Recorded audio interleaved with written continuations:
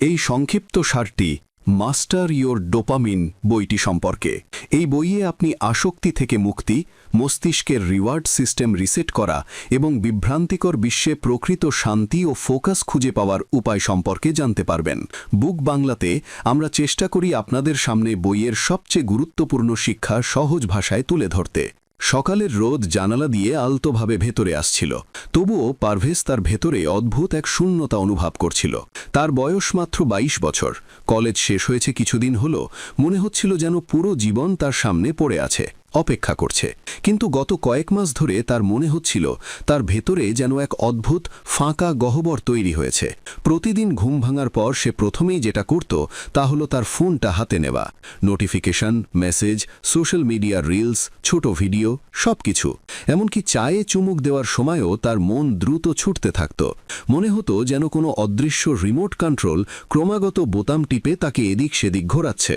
কিন্তু স্ক্রিনে এসে যত বেশি হারিয়ে যেত, তার মন ততই অস্থির হয়ে উঠত। সে নিজেও বুঝতে পারত না। এসব দেখা তো মজার, তবুও কেন আমার হৃদয় এত ফাঁকা লাগে? একদিন সে সিদ্ধান্ত নিল যে কিছু একটা বদলাতে হবে। তখনই তার দেখা হলো হাসানের সাথে। হাসান ছিলেন একজন বয়স্ক প্রতিবেশী, শান্ত স্বভাবের মানুষ, যাকে প্রায়ই গলিতে গাছে পানি দিতে দেখা যেত। পারভেজকে দেখে হাসান হাসলেন এবং কথা বললেন, বাবা, তোমাকে খুব চিন্তিত দেখাচ্ছে, সব ঠিক আছে তো? পারভেজ মাথা নাড়ল। হ্যাঁ, ঠিক, আসলে বলতে পারছি না, শুধু অদ্ভুত লাগছে। হাসান হেসে বললেন, এসো, আমার সাথে পার্কে চলো, আমরা ঘাসের ওপর কিছুক্ষণ বসব, একটু কথা বলবো, হয়তো তোমার হালকা লাগবে। পারভেজের কোনো প্রত্যাশা ছিল না, তবুও সে তার সাথে গেল। পার্কের ঠান্ডা বাতাসে বসে পারভেজ বারবার পকেটে তার ফোনটা হাত দিয়ে অনুভব করছিল।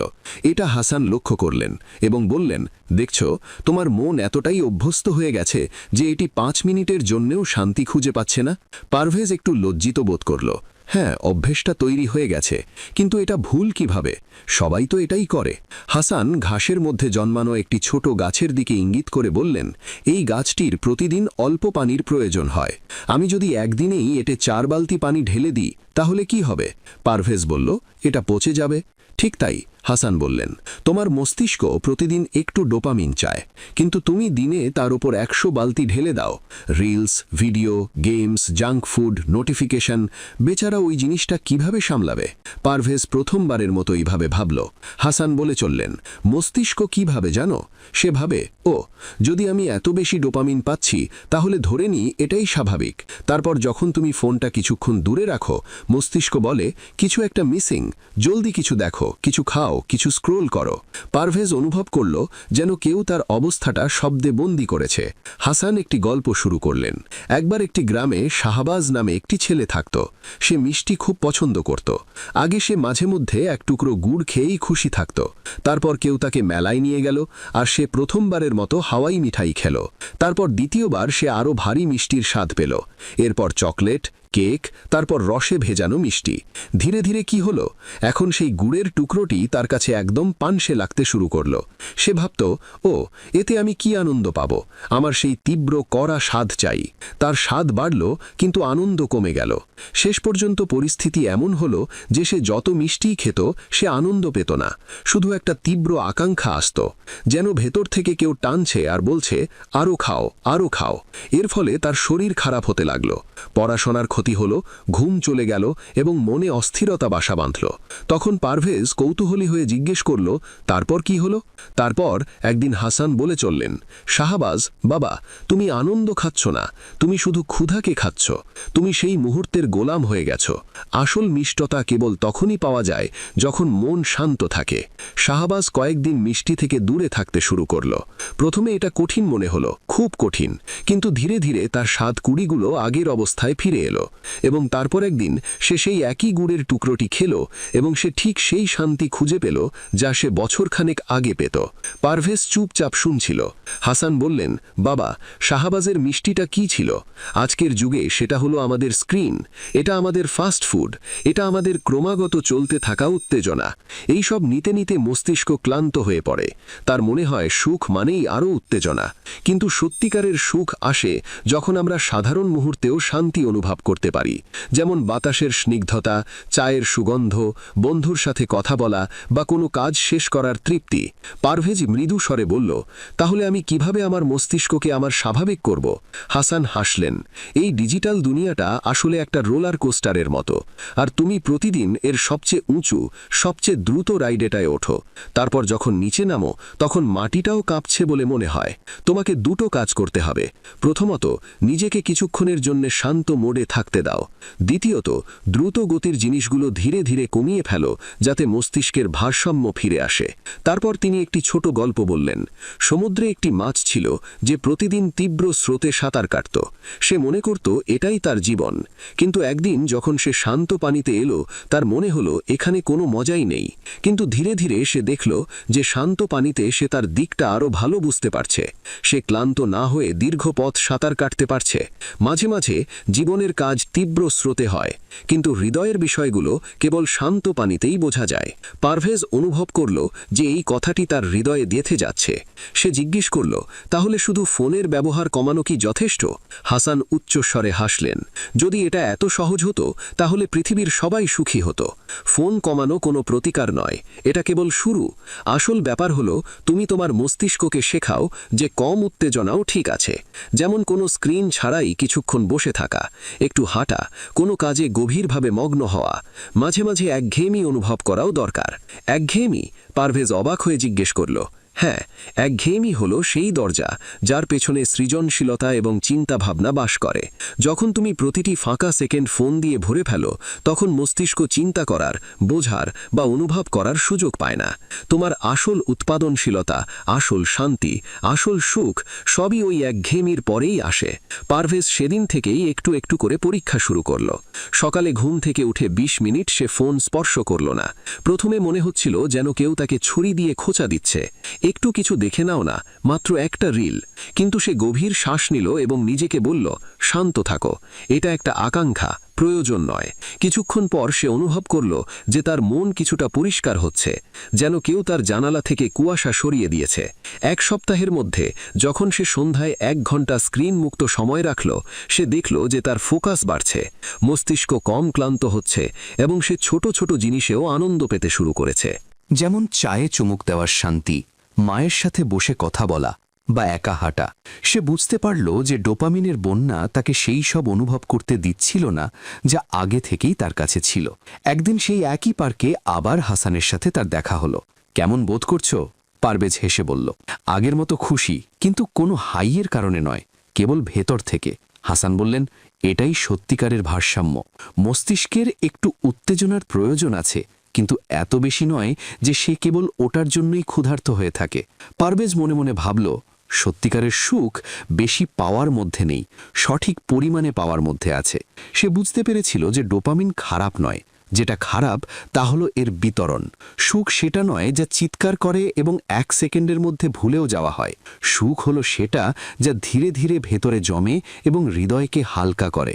সে গভীর শ্বাস নিল, আকাশের দিকে তাকালো এবং অনুভব করল শান্তিও এক ধরনের সুখ। এটি শোনার জন্যে কেবল কোলাহল কমাতে হয়। গত কয়েক সপ্তাহে পারভেজের জীবনে একটু আলো আসতে শুরু করেছিল। সে আগের মতো অস্থির ছিল না এবং কিছুটা শান্তি অনুভব করতে শুরু করেছিল। কিন্তু সমস্যা হলো, যখনই তার উপর পড়াশোনার চাপ বাড়ত বা কাজ ভারী হয়ে যেত, সে আবার পুরানো অভ্যাসে ফিরে যেত। ফোন তোলা, রিলস দেখা, যে কোনো কিছু দেখা, মস্তিষ্কে ডোপামিনের ছোট ছোট ইনজেকশন দিতে থাকা। সে এখন বুঝতে শুরু করেছিল যে সমস্যাটা কেবল অভ্যাসের নয়, মস্তিষ্কের সেটিংসের। যেমন টিভির উজ্জ্বলতা বা ব্রাইটনেস যদি খুব বেশি হয়, তবে ছবি পরিষ্কার দেখার পরিবর্তে চোখের জ্বালা শুরু হয়। একইভাবে তার মস্তিষ্ক ক্রমাগত দ্রুত উত্তেজনায় ধাঁধিয়ে গিয়েছিল। ছুটির এক রবিবার বিকেলে সে আবার পার্কে গেল। সেখানে হাসান গাছের ছায়ায় বসে খবরের কাগজ পড়ছিলেন। পারভেজ তার কাছে গিয়ে বলল, হাসান চাচা, আমি চেষ্টা করছি, কিন্তু মস্তিষ্ক বারবার সেই হাই বা চরম উত্তেজনের জিনিসগুলো দাবি করছে। মাঝে মাঝে মনে হয় এত নোটিফিকেশন, এত ভিডিও, এত রিলস চারপাশ জুড়ে যে নিজেকে থামানো কঠিন। এমন কোনো উপায় কি নেই যার মাধ্যমে মস্তিষ্ক স্বয়ংক্রিয়ভাবে শান্ত হয়ে যায়? হাসান খবরের কাগজ ভাঁজ করে তার দিকে ভালো করে তাকালেন। বাবা, শান্ত হওয়ার জন্যে মস্তিষ্কের একটু রিসেট প্রয়োজন। যেমন খুব বেশি লোড নিলে কম্পিউটার হ্যাং করে, তেমনি আমাদের মস্তিষ্ক হ্যাং করে। আর একে রিবুট করার উপায় হলো ডোপামিন ডিটক্স। পারভেজ এই শব্দটি প্রথমবার শুনেছিল। ডিটক্স মানে ফোন ছেড়ে দেওয়া? হাসান হাসলেন। না বাবা, এটা ফোন ছেড়ে দেওয়ার গল্প নয়। এটা মস্তিষ্ককে তার আসল অবস্থায় ফিরিয়ে আনার চেষ্টা, যেখানে ছোট ছোট জিনিসও আনন্দ দিত, যেমন সকালের বাতাস, বইয়ের গন্ধ, একটা গান বা কারো সঙ্গ। সেই সব অনুভব করার শক্তি ফিরিয়ে আনতে হবে। আর এর জন্যে ডোপামিন ডিটক্স খুব কার্যকর। পারভেজের মুখে কৌতূহল স্পষ্ট ছিল, তাই হাসান একটি নতুন পরিস্থিতির মাধ্যমে গল্পের সুতোটি টেনে নিয়ে গেলেন। কয়েকদিন আগে পারভেজের ছোট চাচাতো ভাই আবু সালেহ, যে তার সাথেই থাকত, তাদের বাড়িতে এসেছিল। আবু সালেহের বয়স মাত্র 12 বছর, কিন্তু তার অভ্যাসগুলো ছিল কোনো ইউটিউবারের মতো। সব সময় মোবাইল গেম, ছোট ভিডিও, প্রতি 5 মিনিটে স্ক্রিনে চোখ। একবার তারা দুজনেই ছাদে বসেছিল। প্রথম 10 মিনিট আবু সালেহ খুব জোরে জোরে কথা বলছিল। কোন গেমটা কতটা ভালো, কোন নতুন সিরিজ দেখতে হবে, কোথায় আপগ্রেড কিনতে হবে। কিন্তু ঠিক 10 মিনিট পর সে হঠাৎ চুপ হয়ে গেল। পারভেজ জিজ্ঞেস করল, কি হলো ভাই, কি হয়েছে? আবু সালেহ ক্লান্তভাবে বলল, ভাই, কিছুতেই আর মজা পাই না। গেম খেললেও ভালো লাগে না, ভিডিও দেখলেও না। মনে হয় সব সময় আরও চাই, আর যখন আরও পাই তখনও কিছুই পাই না। আমি কি করব? পারভেজ অনুভব করল যেন সে নিজেরই একটি ছোট সংস্করণের সাথে কথা বলছে। সে বুঝতে পারল যে এটা শুধু তার সমস্যা নয়, বরং পুরো প্রজন্মের সমস্যা। মস্তিষ্ক এমন একটি দ্রুতগামী গাড়ি হয়ে গেছে যার সবসময় আরও জোরে চলার তীব্র আকাঙ্ক্ষা রয়েছে, এমনকি যদি কোথাও কোনো গন্তব্য নাও থাকে। পরদিন পার্কে হাসান বললেন, পারভেজ, আজকের দিনে পৃথিবীর প্রতিটি মানুষ আবু সালেহ বা তোমার মতোই সংগ্রাম করছে। এজন্য অনেক বিশেষজ্ঞ একটি পদ্ধতির পরামর্শ দিয়েছেন, ডোপামিন ডিটক্স।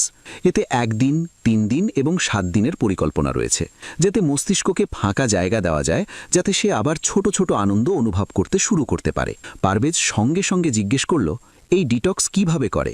হাসান পাশ থেকে একটু মাটি তুলে নিলেন, আঙুলে ঘষে বললেন, প্রথমে এটা বোঝো, ডিটক্স মানে সবকিছু ছেড়ে দেওয়া নয়।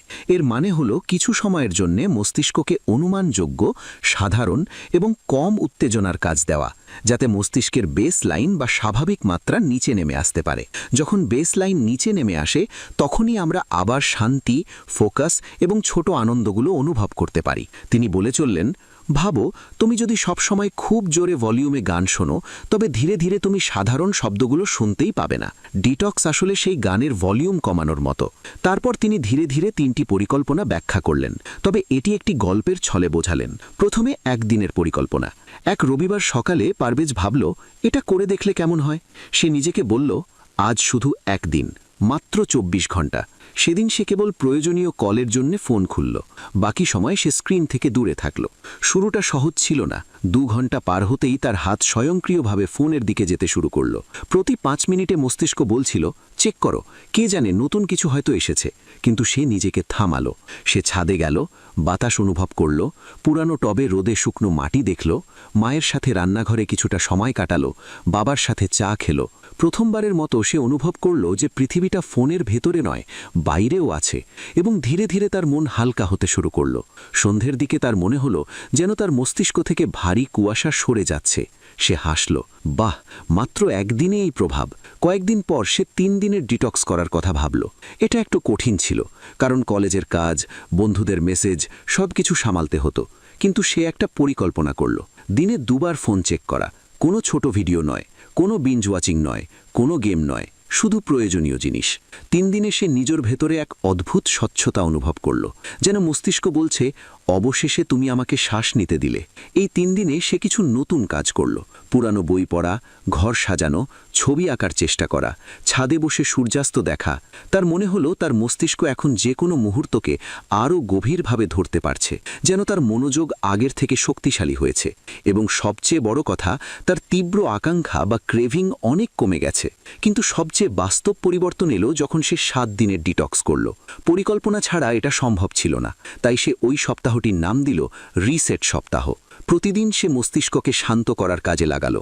ধীর গতিতে হাঁটা, গান ছাড়া বসে থাকা, ডায়েরি লেখা, বন্ধুর সাথে দীর্ঘ সৎ আলাপচারিতা বা একা বসে নিজের ভেতরের কণ্ঠস্বর শোনা। প্রথম 2 দিন কঠিন ছিল, খুব বেশি। মস্তিষ্ক বিদ্রোহ করছিল, যেন বলছিল কিছু দেখো, কিছু খাও, কিছু করো, কিছু খুঁজে বের করো। কিন্তু সে সাহস রাখল। তৃতীয় দিনের পর এক নতুন অনুভূতি হলো, যেন শরীর ও মনে হাল ভাব আসতে শুরু করেছে। চতুর্থ দিনে তার শ্বাস প্রশ্বাসও গভীর মনে হতে লাগলো। পঞ্চম দিনে ঘুম ভালো হতে শুরু করল। ষষ্ঠ দিনে হঠাৎ তার শৈশবের কথা মনে পড়তে লাগলো, সেই সব জিনিস যা সে বছরের পর বছর মনে করেনি।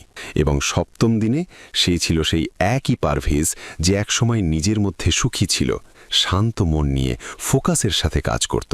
তার মনে হলো যেন মস্তিষ্ক রিবুট হয়েছে, একটি নতুন শুরু। ডিটক্স শেষ হওয়ার পর সে আবার পার্কে গেল। হাসান সেখানে গাছে পানি দিচ্ছিলেন। পারভেজ হেসে বলল, চাচা, সত্যিই মনে হচ্ছে মস্তিষ্ক রিসেট হয়েছে, যেন ছোট ছোট জিনিসে পাওয়া আনন্দ আগের মতো ফিরে এসেছে। ফোনের প্রতি তীব্র আকাঙ্ক্ষাও অনেক কমে গেছে। হাসান স্নেহের সাথে বললেন, বাবা, ডিটক্স কোনো জাদু করে না, এটি কেবল মস্তিষ্ককে তার আসল রূপে ফিরিয়ে দেয়। আর আসল সুখ সেখানেই পাওয়া যায় যখন তুমি সাধারণ জিনিসে আনন্দ পেতে শুরু করো। তখন তুমি জানো যে মস্তিষ্ক সুস্থ আছে। পারভেজ মাথা নাড়ল। সেটা সত্যি, আগে আমি ভাবতাম যে শুধু আরও উত্তেজনা দরকার, আর এখন আমি বুঝেছি কমেও বেশি পাওয়া যায়। হাসান মৃদু হেসে বললেন, আর মনে রেখো, একবার ডিটক্স করলেই কাজ শেষ হয় না। এটা এক ধরনের পরিষ্কার করা। যেমন আমরা ঘর পরিষ্কার করি, তেমনি মস্তিষ্ককেও সময় সময় হালকা করতে হয়, যাতে এটি সতেজ, ফোকাসড এবং শান্ত থাকে। পারভেজ মনে মনে ঠিক করল যে সে তার মস্তিষ্কের এই নতুন পরিষ্কার জানালায় আর কুয়াশা জমতে দেবে না। এখন সে জানত যে ডোপামিনের দুনিয়ায় আটকা না পড়েও জীবন সুন্দর। মস্তিষ্ক রিসেট করা যায়, সুখ আবার অনুভব করা যায়, আর শান্তি সেটা সবসময় সেখানেই ছিল। শোনার জন্য শুধু কোলাহল কমাতে হতো। সেদিন বাড়ি ফেরার সময় অনেক দিন পর পারভেজ নিজেকে সত্যিকারের হাসি নিয়ে মৃদু বাতাসে হাঁটতে দেখল। ডোপামিন ডিটক্সের সেই 7 দিনের যাত্রার পর পারভেজ অনুভব করল যে তার জীবন ট্র্যাকে ফিরে এসেছে। তার মন হালকা ছিল, মস্তিষ্ক পরিষ্কার ছিল, এবং সে আবার ছোট ছোট জিনিসে আনন্দ খুঁজে পেতে শুরু করেছিল। কিন্তু মজার ব্যাপার হলো, ডিটক্স শেষ হবার প্রায় 10 দিন পর সে আবার হালকা অস্থিরতা অনুভব করতে শুরু করল। সে আগের মতো ছিল না, কিন্তু তার মনোযোগ এদিক ওদিক হতে শুরু করল। ঘুমে কিছুটা ব্যাঘাত ঘটতে শুরু করল, এবং কাজ করার সময় সে ক্লান্তি অনুভব করতে লাগল। সে বুঝতে পারছিল না কেন এমন হচ্ছে। সে ফোনের ব্যবহারও কমিয়ে দিয়েছিল, স্ক্রোলিংও নিয়ন্ত্রণে ছিল। তবুও মস্তিষ্ক ডিটক্সের সময়কার মতো তীক্ষ্ণ মনে হচ্ছিল না। এক সন্ধ্যায় সে কলেজের লাইব্রেরিতে বসেছিল, সামনে বই খোলা, কিন্তু তার মনোযোগ বইয়ে আটকে থাকতে পারছিল না। অনেক প্রশ্ন তার মনে ঘুরপাক খাচ্ছিল। ডিটক্স কি কেবল অল্প সময়ের জন্যই প্রভাব ফেলে? সেই একই পুরনো অস্থিরতা কি আবার ফিরে আসতে পারে? ঠিক তখনই তার মনে পড়ল যে সে অনেক দিন পার্কে যায়নি, যেখানে হাসানের সাথে কথা হতো। পরদিন তার বাড়ির ঠিক বাইরেই হাসানের সাথে দেখা হলো, এবং সে কিছু জিজ্ঞেস করার আগেই হাসান নিজেই কথা বললেন। মনে হচ্ছে আবার কিছু গোলমাল হয়েছে, মুখ দেখেই সব বোঝা যাচ্ছে। পারভেজ কিছু না লুকিয়ে বলল, চাচা, ডিটক্সের পর সবকিছু ভালো ছিল, কিন্তু এখন ধীরে ধীরে মস্তিষ্ক আবার ভারী বোধ করতে শুরু করেছে। ডিটক্সের প্রভাব কি কেবল কয়েকদিন থাকে? হাসান হাসলেন এবং মাথা নাড়লেন। না বাবা, ডিটক্স হলো শুধু ভিত্তি। ঘর তৈরির জন্য ভিত্তি প্রয়োজন, কিন্তু অন্য ইটগুলোও তো লাগবে, তাই না? তুমি মস্তিষ্কের ভিত্তি মজবুত করেছ। এখন প্রতিদিনের অভ্যেস হলো সেই ইট যা দিয়ে তোমার আসল দালান দাঁড়াবে। পারভেজ একটু বেশি মনোযোগ দিয়ে শুনতে শুরু করল। সেদিন তারা দুজনেই পার্কে গেল না, বরং মহল্লার একটি ছোট গলি দিয়ে পুরনো পুকুরের কাছে গিয়ে বসল। চারপাশে শান্তি ছিল, পানিতে হালকা ঢেউ, দূরে কোনো শিশুর হাসি এবং গাছের মর্মর শব্দ। হাসান বললেন, দেখো বাবা, মানুষ মনে করে জীবন উন্নত করার জন্য বড় পরিবর্তন প্রয়োজন, যেমন হঠাৎ ভোর 4টায় ঘুম থেকে ওঠা শুরু করা বা রাতারাতি জিমে ভর্তি হয়ে 3 ঘন্টা ব্যায়াম করা। কিন্তু এত বড় পরিবর্তন বেশিক্ষণ টেকে না। মস্তিষ্ক ধাক্কা পছন্দ করে না, এটি ছোট খোঁচা বা মৃদু ধাক্কা পছন্দ করে। পারভেজ জিজ্ঞেস করল, মানে ছোট অভ্যেসে পার্থক্য তৈরি হয়? অনেক বড় পার্থক্য। তোমার মস্তিষ্ক কেবল তোমার স্ক্রিন থেকেই ক্লান্ত হয় না, বরং তোমার ঘুম থেকে, খাবার থেকে, বিরতি না নেওয়া থেকে এবং সারা দিন দৌড়াদৌড়ি করা থেকেও ক্লান্ত হয়। তুমি যদি প্রতিদিন একটু একটু করে মস্তিষ্কের যত্ন নাও, তাহলে এটি তোমাকে 10 গুণ বেশি সাপোর্ট দেবে। তারপর হাসান একটি নতুন গল্প বললেন, যা সেই একই পুরনো গ্রামের কথা যেখানে শাহবাজ থাকত। গ্রামে শাহবাজের এক বন্ধু ছিল, তার নাম মুসা।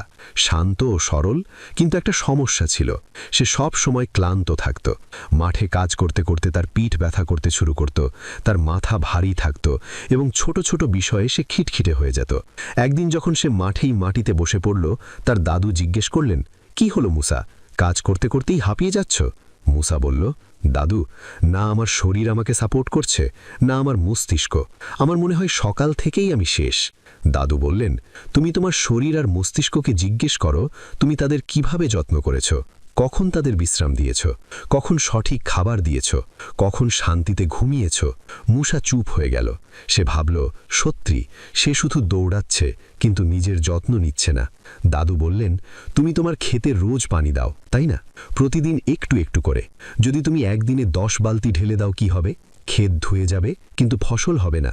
শরীর আর মস্তিষ্কও এমন, তাদের প্রতিদিন ছোট যত্ন প্রয়োজন। দাদুর কথা মেনে মুসা 3টি ছোট অভ্যেস শুরু করল। প্রতি রাতে সময় মতো ঘুমানো, সকালে হালকা ব্যায়াম করা এবং দুপুরে 10 মিনিট গাছের ছায়ায় বসে থাকা। শুরুতে তার মনে হলো এমন ছোট অভ্যেসে কি প্রভাব পড়বে, কিন্তু 1 মাসে তার ক্লান্তি অর্ধেক হয়ে গেল। তার মস্তিষ্ক তীক্ষ্ণ হয়ে উঠল এবং কাজ থেকে পালানোর বদলে সে নিজেই কাজ করতে শুরু করল। সে বুঝতে পারল, বড় জিনিস তোমাকে ক্লান্ত করে, ছোট জিনিস টিকে থাকে। গল্প শেষ হওয়ার সাথে সাথেই হাসান পারভেজের দিকে তাকালেন। বুঝলে, মস্তিষ্কেরও এই ছোট অভ্যেসের প্রয়োজন, যেমন ভালো ঘুম, ভালো খাবার, একটু হাঁটা, একটু শান্তি, একটু শ্বাস নেওয়া, একটু রোদ। এই সব মিলিয়ে তোমার মস্তিষ্কের ডোপামিন সিস্টেমকে ভারসাম্যপূর্ণ করে। পারভেজ জিজ্ঞেস করল, তাহলে এগুলোকেই কি বায়োহ্যাকিং বলা হয়? হাসান হেসে বললেন, ওহ, বায়োহ্যাকিং কোনো রকেট সায়েন্স নয়। শরীরকে তার প্রয়োজনীয় জিনিস দেওয়াই হলো বায়োহ্যাকিং। ছোট ছোট নোটে মস্তিষ্কের সিস্টেম স্বয়ংক্রিয়ভাবে নিজেকে অপটিমাইজ করতে শুরু করে। তারপর তিনি এক এক করে ব্যাখ্যা করলেন। সবার আগে তিনি ঘুমের কথা বললেন। মস্তিষ্কের সবচেয়ে বড় ব্যাটারি হলো ঘুম। ঘুম যত গভীর হবে, চিন্তা ভাবনা তত পরিষ্কার হবে। ঘুম খারাপ হলে ডিটক্সও কাজ করবে না। তিনি বললেন, তুমি যদি প্রতি রাতে একই সময় ঘুমাও, মস্তিষ্ক জানে কখন মেরামত করতে হবে। রাতে মস্তিষ্ক পরিষ্কার পরিচ্ছন্নতার কাজ করে। যেমন কেউ ঘরে ঝাড়ু দেয়, ঘুম ভেঙে গেলে পরিষ্কার অসম্পূর্ণ থেকে যাবে। পারভেজের মনে পড়ল যে গত কয়েকদিন ধরে সে গভীর রাত পর্যন্ত কথা বলছিল বা পড়াশোনা করছিল। এ কারণেই হয়তো মস্তিষ্ক আবার ক্লান্ত বোধ করছিল। তারপর হাসান বললেন, এবার খাবার। তোমার পেটে কোটি কোটি ক্ষুদ্র জীব বাস করে, গাট বায়োম। তারা তোমার মেজাজ, স্ট্রেস এবং ডোপামিনকে প্রভাবিত করে। খাবার যদি উল্টাপাল্টা হয়, খুব তেলযুক্ত বা খুব জাঙ্ক হয়, তবে তোমার মস্তিষ্ক উল্টাপাল্টা হয়ে যায়। পারভেজ হাসল, মানে মস্তিষ্কের মেজাজও খাবারে চলে? একদম, হাসান বললেন। পেটে যা যায় তা মস্তিষ্কেও যায়, সরাসরি নয়, তবে তা অবশ্যই প্রভাব ফেলে। গাট বায়োম শক্তিশালী হলে মস্তিষ্ক শান্ত থাকবে। তার মনে হলো গত কয়েকদিন ধরে সে বাইরের খাবার বেশি খাচ্ছে, হয়তো সে কারণেই মনটাও ভারী লাগছিল। এরপর তিনি প্রতিদিন একটু হাঁটার কথা বললেন। বাবা, হাঁটা ধ্যানের মতো, এতে মস্তিষ্ক স্বয়ংক্রিয়ভাবে নিজেকে রিসেট করে। এটি ছোট একটা বিষয়, কিন্তু প্রভাব অনেক বড়। পারভেজ ভাবল যে ডিটক্সের দিনগুলিতে সে প্রতিদিন সন্ধ্যায় হাঁটত এবং সত্যিই তখন মস্তিষ্ক আরও পরিষ্কার ছিল। তারপর এলো মাইন্ডফুল বিরতির প্রসঙ্গ। দিনে 10 মিনিটের ছোট ছোট বিরতি খুব জরুরি। ফোন ছাড়া শুধু নিজের শ্বাস দেখো বা আশেপাশের শব্দ শোনো। বৃষ্টির পানি ক্ষেতের জন্য যে কাজ করে, এই বিরতিগুলো মস্তিষ্কের জন্য সেই কাজই করে। সতেজতা। পারভেজের মনে পড়ল যে লাইব্রেরিতে সে না উঠে ঘন্টার পর ঘন্টা বসে থাকত, আর তার ফলে মন ও শরীর দুটোই অসাড় হয়ে যেত। এসব বলার সময় হাসান আরও একটা কথা বললেন, এই সব জিনিস খুব ছোট মনে হয়, কিন্তু এগুলো দিয়েই ধারাবাহিকতা তৈরি হয়। মস্তিষ্ক ধারাবাহিকতা পছন্দ করে। নাটকীয় পরিবর্তন তাকে ভয় দেখায়, কিন্তু ছোট অভ্যাস তাকে শক্তিশালী করে। পারভেজ গভীর শ্বাস নিল। সে জানত যে এখন শুধু ডিটক্সে কাজ হবে না, তাকে প্রতিদিন ছোট ছোট বিষয়ে উন্নতি আনতে হবে। ঘুমের দিকে একটু নজর, ডায়েটের একটু যত্ন, একটু হাঁটা, একটু শান্তি, কয়েকটা মাইন্ডফুল মুহূর্ত। তবেই ভেতরে স্থায়ী ভারসাম্য তৈরি হবে। পরবর্তী কয়েকদিনে কোনো বড় পরিকল্পনা ছাড়াই সে মাত্র 3টে ছোট পদক্ষেপ শুরু করল। প্রতি রাতে একই সময় ঘুমানো, সকালে 10 মিনিট রোদে বসা এবং দিনে 2বার 5 মিনিটের মাইন্ডফুল বিরতি নেওয়া। শুরুতে তার মনে হলো এগুলো খুব সহজ কাজ, এতে কি পরিবর্তন হবে? কিন্তু তারপর 3য় দিনে সে অনুভব করল যে তার মস্তিষ্ক ডিটক্সের সময়ের মতো হালকা হতে শুরু করেছে। 7ম দিনে তার মনে হলো সে আগের চেয়ে বেশি ফোকাস করতে পারছে, এবং 10ম দিনে তার মনে হলো যে পড়াশোনা, কাজ এবং কথা বলা সবকিছুই আরও স্বাভাবিক মনে হতে শুরু করেছে। সে বুঝতে পেরেছিল যে মস্তিষ্ক সামলানো কোনো হিরো লেভেলের ট্রান্সফরমেশন দিয়ে হয় না। ছোট ছোট পদক্ষেপ মস্তিষ্ককে ট্র্যাকে রাখে, এবং এই পদক্ষেপগুলো সব সময় তার নিয়ন্ত্রণে থাকবে। প্রতিদিন একটু একটু করে, এটাই আসল শক্তি। এক সন্ধ্যায় যখন সে পুকুরের কাছে মুসার পুরনো গল্পটি আবার মনে করছিল, সে অনুভব করল যে হাসানের কথাগুলো এখন আর কেবল উপদেশ নয়, সেগুলো তার জীবনের অংশ হয়ে গেছে।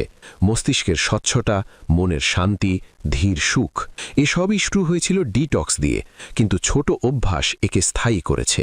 সে হাসল এবং নিজেকে বলল, চাচা ঠিকই বলেছিলেন, বড় জিনিস শব্দ করে, কিন্তু ছোট পরিবর্তন জীবন বদলে দেয়। পারভেজ এখন কেবল বেঁচে ছিল না, সে সত্যিই জীবন যাপন করছিল, প্রতিটি মুহূর্ত ধীরে কিন্তু গভীরভাবে। ডোপামিন ডিটক্স, ছোট পদক্ষেপ এবং রুটিন পরিবর্তন, এই 3টির কারণে পারভেজের জীবন আগের চেয়ে অনেক ভালো হয়ে গিয়েছিল। কিন্তু আসল পরীক্ষা তখনও বাকি ছিল। জীবন কখনো সরল রেখা নয়, এটি কখনো উপরে যায়, কখনো নিচে। আর আসল পরিবর্তন তখনই প্রমাণিত হয় যখন পরিস্থিতি কঠিন হয়ে পড়ে এবং আমরা তবুও নিজেদের পথে অটল থাকি। ডিসেম্বর মাস ছিল। কলেজে প্রজেক্ট জমা দেওয়া এবং ইন্টারনাল পরীক্ষা একসাথে চলে এসেছিল। তার উপর আত্মীয়রা বাড়িতে এসেছিল, যা পরিবেশকে আরও ব্যস্ত করে তুলেছিল। পারভেজ বুঝতে পারছিল না কিভাবে পুরনো অভ্যাসে ফিরে না গিয়ে সবকিছু সামালাবে। এরই মধ্যে এক সকালে সে লাইব্রেরিতে গিয়ে দেখল যে প্রতিটি সিট পূর্ণ। জায়গা না পেয়ে সে বাইরের লনে বসল এবং ল্যাপটপ খুলল। কিন্তু যতক্ষণ সে পড়ার চেষ্টা করছিল, তার মনোযোগ তত দ্রুত এদিক ওদিক হতে শুরু করল। একদিকে সোশ্যাল মিডিয়ার হালকা টান, অন্যদিকে স্ট্রেস। কিভাবে এত সব শেষ হবে? সে আবার অস্থিরতা অনুভব করতে শুরু করল। কিন্তু এবার একটা পার্থক্য ছিল। এখন সে জানত যে এই অস্থিরতা মস্তিষ্কের দোষ নয়, এটি তার ডোপামিন সিগন্যালিংয়ের প্রতিক্রিয়া। আগে যখন তার এমন লাগত, সে নিজেকে দোষ দিত, আমি কেন ফোকাস করতে পারছি না, আমি কেন দুর্বল। এখন সে নিজেকে বলতে পারত, এটা আমার মস্তিষ্ক, আমি নই, এবং এটি সামালানোর উপায় আমার কাছে আছে। তার মনে পড়ল হাসান কিভাবে বলেছিলেন যে মস্তিষ্ক ভারসাম্যপূর্ণ হলে মনোযোগ, সুখ এবং কাজ করার ক্ষমতা ফিরে আসে। আসল সুপার পাওয়ার হল ডোপামিন বোঝা এবং নিয়ন্ত্রণ করা। সেদিন পারভেজ সিদ্ধান্ত নিল যে সে গত কয়েক মাসে শেখা পদ্ধতিগুলো দিয়েই এই চাপের পর্বটি মোকাবেলা করবে। সবার আগে সে তার শ্বাস প্রশ্বাসের দিকে নজর দিল। সে নোটবুকে লিখল, এক সময় একটা কাজ, এক সময় একটা মুহূর্ত। মনোযোগের বেস লাইন এলোমেলো হতে দেওয়া যাবে না। সে তার কাজকে ছোট ছোট ভাগে ভাগ করতে শুরু করল। 45 মিনিট পড়াশোনা, 5 মিনিটের মাইন্ডফুল বিরতি, তারপর ফোকাসের সাথে 45 মিনিট কাজ। প্রতিটি বিরতিতে সে কেবল বসে থাকত, বাতাসের শব্দ শুনত, চোখ বন্ধ করত বা কিছুক্ষণ হাঁটত। ফোন অনেক অনেক দূরে। শুরুতে একটু উদ্বেগ ছিল, কিন্তু 3য় সেশনের মধ্যে সে অনুভব করল যে মস্তিষ্ক ডিটক্সের সময়ের মতো হালকা হতে শুরু করেছে। মনোযোগের রেখা সোজা হতে শুরু করল। সন্ধ্যায় বাড়ি ফেরার সময় সে দেখল তার ছোট বোন সোফায় বসে মোবাইলে অনবরত ছোট ভিডিও স্ক্রল করছে। তার চোখের নিচে কালি পড়ে গেছে এবং তার মুখে ঠিক সেই অস্থিরতা ছিল যে একসময় পারভেজের ছিল। পারভেজ তার পাশে বসল এবং বলল, কি হয়েছে? তোমাকে ক্লান্ত দেখায়। তার বোন রাগে বলল, এই জীবনে কিছুই পাওয়া যায় না, সব কিছু থেকে একঘেয়েমি লাগে, পড়তে ভালো লাগে না, কিছুই করতে ভালো লাগে না, শুধু মাথা ভারী লাগে। পারভেজের বুকটা ধক করে উঠল। তার মনে হলো যেন সময় তাকে তার নিজের পুরনো দিনগুলোতে ফিরিয়ে নিয়ে গেছে। সেই শূন্যতা, সেই ক্লান্তি, ডোপামিন ওভারলোডের সেই অভ্যাস। কিন্তু এবার সে অন্য কাউকে সাহায্য করতে পারে, হয়তো সেই একই সাহায্য যে সে হাসানের কাছ থেকে পেয়েছিল। সে তার বোনের হাত থেকে মোবাইলটা নিল, কিছুক্ষণ তার সাথে বারান্দায় বসল এবং তাকে বলল, এই ক্লান্তি তোমার নয়, এটা তোমার মস্তিষ্কের কোলাহল। তুমি মস্তিষ্ককে এত দ্রুত জিনিস খাওয়াচ্ছ যে এখন ধীর গতির জিনিসগুলো অনুভবই হচ্ছে না। এসো, আজ আমরা একটু রিসেট করি। তার বোন প্রথমে বুঝতে পারল না, কিন্তু যখন পারভেজ তাকে তার নিজের গল্প বলল, কিভাবে সে নিজেই এই চক্রে ছিল, তখন প্রথমবারের মতো তার চোখে আশার আলো দেখা গেল। হয়তো পরিবর্তন ছোট ছোট বৃত্তে ছড়িয়ে পড়ে। পরবর্তী কয়েকদিনে কলেজের চাপ থাকা সত্ত্বেও পারভেজ তার রুটিন ঠিকঠাক রাখল। সঠিক ঘুম, হালকা হাঁটা, মাইন্ডফুল বিরতি, রোদে বসা, ভারী খাবার এড়িয়ে চলা এবং সবচেয়ে গুরুত্বপূর্ণ, এক সময়ে একটি কাজ। ধীরে ধীরে সে দেখল যে কাজগুলো সময়মতো শেষ হচ্ছে, স্ট্রেস কমছে এবং মস্তিষ্ক আগের চেয়ে তীক্ষ্ণ। সে বুঝতে পারল যে এসব ইচ্ছা শক্তি ছিল না, এটা ছিল ওয়্যারিং। ডোপামিন বোঝার অর্থ হল মস্তিষ্ককে রিওয়্যার করা, এবং রিওয়্যার করা মস্তিষ্কের ফোকাস থাকতে কোনো অসুবিধা হয় না। তারপর একদিন যখন তার সমস্ত প্রজেক্ট জমা দেওয়া হয়ে গেল এবং শেষ ইন্টারনাল পরীক্ষাও শেষ হলো, সে পার্কে হাঁটছিল। হালকা ঠান্ডা বাতাস বইছিল, দিনের আলোয় গাছের পাতা চিকচিক করছিল, দূরে কোনো শিশু ঘুড়ি ওড়াচ্ছিল। হঠাৎ তার মনে পড়ল প্রথমবার যখন সেখানে এসেছিল তখন তার ভেতরে কতটা কোলাহল ছিল। মাথা ফেটে যাচ্ছে এমন অনুভূতি, ভারী হৃদয়, অসম্পূর্ণ ঘুম, এলোমেলো চিন্তা। আজ সে সম্পূর্ণ আলাদা, শান্ত, পরিচ্ছন্ন, ধীর স্থির। তার মনে হলো যেন সে নিজেই তার মস্তিষ্কের হাত ধরে তাকে আবার জীবনের দিকে হাঁটতে শিখিয়েছে। ঠিক তখন সে হাসানকে দেখল একটি বেঞ্চে বসে কবুতরদের দানা খাওয়াচ্ছেন। হাসান তার দিকে তাকালেন এবং হাসলেন। মনে হচ্ছে এখন তুমি নিজেই ওস্তাদ হয়ে গেছ। মুখ দেখেই বোঝা যাচ্ছে যে ভেতরের মেশিনগুলো এখন মসৃণভাবে চলছে। পারভেজ হাসল। হ্যাঁ চাচা, এখন মন হালকা, আমি কাজ উপভোগ করি, পড়াশোনা বোঝা মনে হয় না, এবং সবচেয়ে বড় কথা, এখন সবকিছুতে তাৎক্ষণিক তৃপ্তি বা ইনস্ট্যান্ট গ্র্যাটিফিকেশন দরকার হয় না। আমি এখন ধীরে ধীরেও সুখী হতে পারি। ফোকাসও ফিরে এসেছে, আগের মতো নয় বরং তার চেয়েও ভালো। হাসান বললেন, এটাই তো সত্যিকারের সুখ, যখন তুমি মাল্টিটাস্কিং, অতিরিক্ত উত্তেজনা এবং অহেতুক আকাঙ্ক্ষা থেকে মুক্ত হও, তখন মস্তিষ্ক শ্বাস নিতে শুরু করে, এটি আরও শান্ত হয়, তারপর এটি কাজে ডুবে যেতে শুরু করে। তখন মানুষ বার্নআউট হয় না এবং মনে যে তৃপ্তি আসে সেটাই আসল সুখ।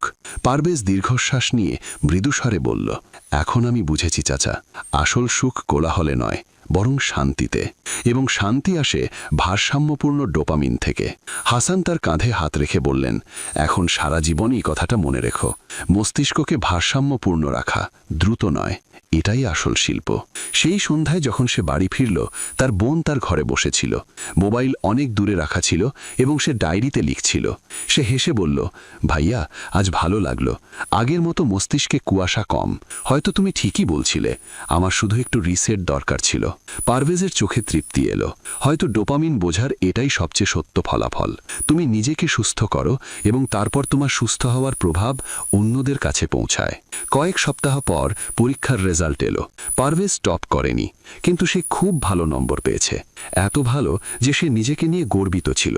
কিন্তু এবার গর্বটা শুধু নম্বরের ছিল না, গর্ব ছিল যে সে নিজেকে ক্লান্ত না করে, ক্রমাগত না দৌড়ে, রাতের ঘুম নষ্ট না করে, মস্তিষ্ক না পুড়িয়ে একটি ভারসাম্যপূর্ণ, শান্ত, ফোকাসড রুটিন তৈরি করে এইসব অর্জন করেছে। সে অনুভব করল যে সে তার মস্তিষ্ককে জয় করেনি, বরং তার সাথে বন্ধুত্ব করেছে। সে বুঝতে পেরেছিল যে অনিয়ন্ত্রিত ডোপামিন তাকে নিচের দিকে টানে, বিভ্রান্তি, মাল্টিটাস্কিং, উদ্বেগ, বার্নআউটের দিকে, কিন্তু নিয়ন্ত্রিত ডোপামিন তাকে উপরের দিকে তোলে, ফোকাস, স্বচ্ছতা, উৎপাদনশীলতা এবং সত্যিকারের সুখের দিকে। শেষবারের মতো সে এক সন্ধ্যায় পার্কে গেল। বাতাসে গাছের পাতা দুলছিল। তার মনে হচ্ছিল যেন এই জায়গাটি এখন তার গল্পের অংশ হয়ে গেছে, তার অভ্যন্তরীণ যাত্রার সাক্ষী। সে চোখ বন্ধ করল এবং হাসল। এখন তার ভেতরে কোনো কোলাহল নেই, কেবল শান্তি, কেবল সচেতনতা, কেবল কৃতজ্ঞতা। মস্তিষ্ক আবার তার হয়ে গেছে এবং জীবন এখন কোনো স্ক্রিনে দেখা রিল নয়, বরং একটি বাস্তব পজ করা গল্প যা অনুভব করা যায়। এটাই ছিল ডোপামিন সামলানোর আসল বিজয়। এটা ছিল তার যাত্রার শেষ এবং একটি নতুন, শান্ত, ভারসাম্যপূর্ণ যাত্রার শুরু। পারভেজের গল্প আমাদের দেখায় যে আজকের দ্রুত এবং ডিজিটাল জীবনে আমাদের মস্তিষ্ক কিভাবে ক্রমাগত ডোপামিনের ঝড়ে আটকা পড়ে থাকে।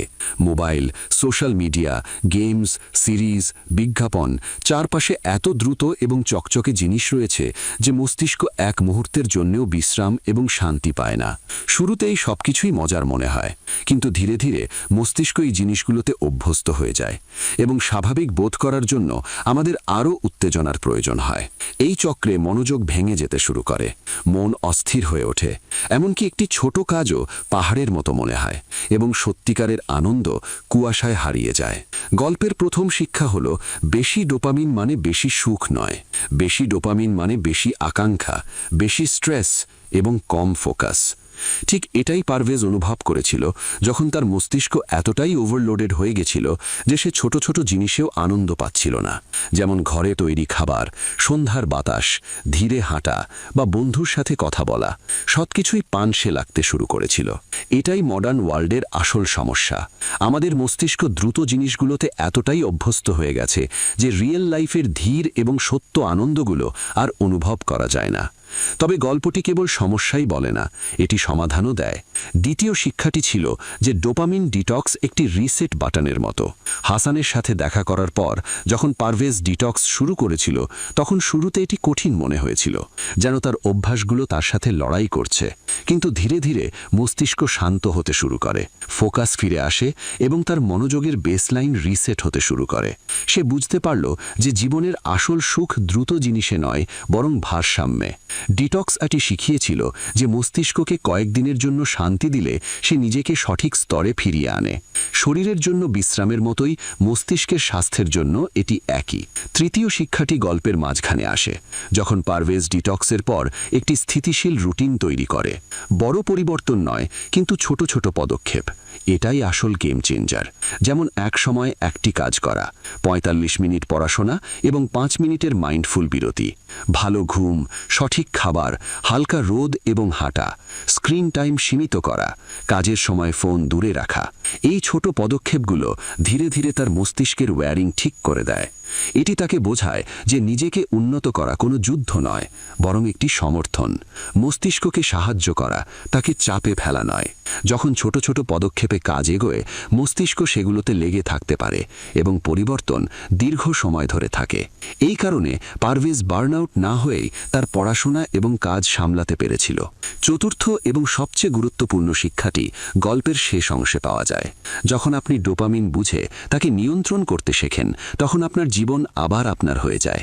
আপনার মনোযোগ, আপনার অনুপ্রেরণা, আপনার কাজ, আপনার সুখ সবকিছু ধীরে ধীরে ট্র্যাকে ফিরে আসে। পরিশেষে আপনার ডোপামিন আয়ত্ত করা মানে হলো এই অতিরিক্তের বিশ্বে ভারসাম্য খোঁজা।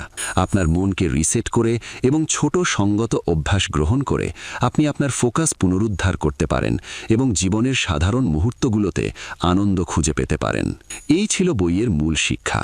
আরও বইয়ের সংক্ষিপ্তসার পেতে চোখ রাখুন বুক বাংলাতে।